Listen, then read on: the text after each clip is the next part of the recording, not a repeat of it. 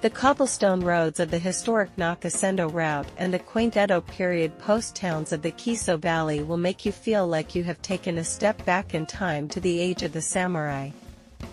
The Nakasendo, literally the Central Mountain Route, was a mountainous inland route that once connected Edo, present-day Tokyo, with Kyoto during the Edo period. It was one of the Gokaido, Japan's 5 major highways, consisting of a network of 69 post towns along its 540-kilometer route. Part of the trail passed through the mountains of Gifu and Nagano Prefectures in central Japan and was known as the Kisoji, or Kiso Road. This historic section of the route was known for its lush green forests, crystal-clear streams, and remote rural villages and farms, which have remained pretty much untouched from the modern world. The 85-kilometer Kiso Road was home to 11 post towns which were created to accommodate travelers on their journey to and from Edo. I chose to visit the post towns of Magome, Tsumago, and Nagiso, walking the 11.5 kilometers along the original Nakasendo Road. During the Tokugawa shogunate, the Nakasendo was a valuable asset during the Edo period as it provided the shogun and his government the communications network necessary to stabilize and rule the country in peace. The shogunate oversaw the management of the route, but it was left to the local daimyo, feudal lords, to improve and maintain the roads. The Kiso Road part of the Nakasendo was used by travelers on official business for the shogunate, or feudal lords coming to and from their domain. Under a system put in place by the Tokugawa shogunate, all daimyo were required to stay in Edo with their household every other year. The feudal lords were permitted to return to their domains on alternating years, however, their wives and children were required to remain in Edo. All travel along highways was permitted during daylight hours. At dusk, lords and their retainers were required to check in and lodge in the post towns along the highway. Curfew was strictly enforced as government soldiers randomly patrolled at night. Today, most of the original Nakasendo has been lost to the past or turned into modern roads and highways. You can still find parts of the original road in the Kiso Valley, with the most well-known section extending from Magome to Tsumago Gifu in Nagano Prefecture. This small section of the trail is about 7.9 kilometers long and should take you around 4 hours to walk at a leisurely pace.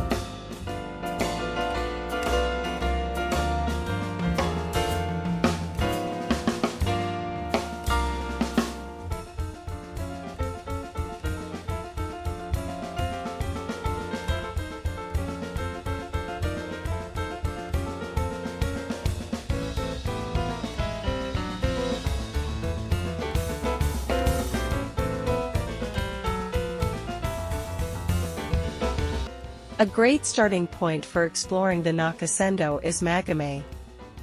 This well-preserved town was the 43rd of the 69 Edo period post towns along the Nakasendo. Walking the old streets here with their stone-paved paths and wooden architecture with lattice windows is like taking a step back in time. The main street is home to traditional wooden houses, souvenir shops, soba restaurants, tea houses, and museums. One of the first things that you come across is the fascinating water wheel by the granary. At the edge of town is a kusatsuba, notice board, which was used by the Tokugawa shogunate to post notices about laws and policies to the local residents. From here, you keep climbing until you reach Magome Pass. At 801 meters, this is the highest point on the road to Tsumago. Ichiko Kotochi Tatabakaya Tea House is a traditional building dating from the Mid-Edo period, where it also acted as a tea house for tired travelers on the Nakasendo. The warmth of the Irori hearth is a welcome relief during the colder months. It is a good place to rest a few minutes and enjoy a light lunch and hot tea.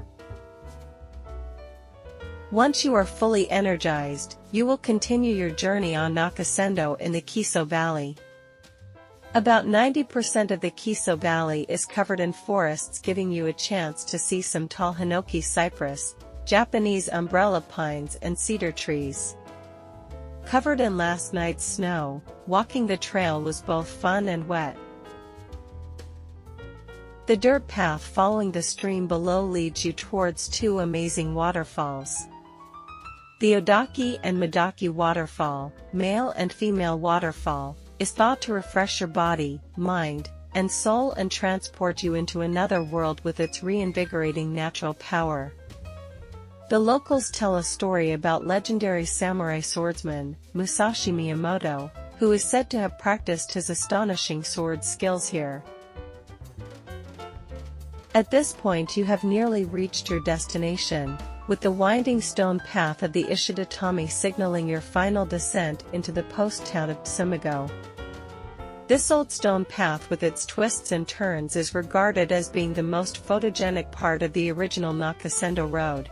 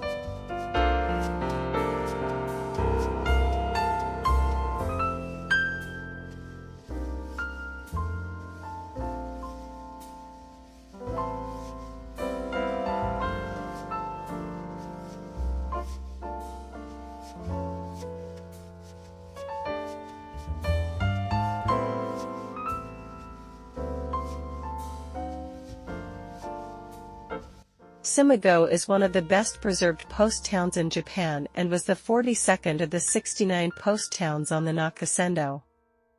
This charming old town with its original, or fully restored, lattice wooden houses, shops, museums, and ryokan inns is one of the most atmospheric places in all of Japan. The ambience and illusion of being back in the age of the samurai is enhanced by local laws which prohibit cars on the main street and hide all signs of modern life, such as power cables and phone lines. Some of the many must-see places of interest in Tsumago include the Hanjin, which was the principal inn for only the most important travelers such as feudal lords, government officials or even the shogun himself. Wakihanjin-okuya was the second best inn in town. Waki means side or secondary in Japanese. This inn accommodated travelers of a lower status than those staying at the Hanjin. The building now serves as a museum with the main building dating back to the 19th century. From Tsumago, the Nakasendo Road continues on 3.6 kilometers to the next post town of Nagiso. The route takes you up Mount Nagiso past a quaint shrine to the ruins of what was Tsumago Castle. Although there is not much to see, it is a good place to catch your breath while taking in a beautiful view of Tsumago below and the surrounding mountains of Nagano Prefecture. From here, the road is all downhill to the town of Nagiso. Though not as well preserved as Magome and Tsumago, Nagiso has a quaint park with SL Nagiso as its central attraction. There is also a scenic bridge leading to an interesting museum housed in the former residence of a hydroelectric magnate responsible for building many of the dams along the Kiso River. As for me, this was the place to catch the train back to Nagoya.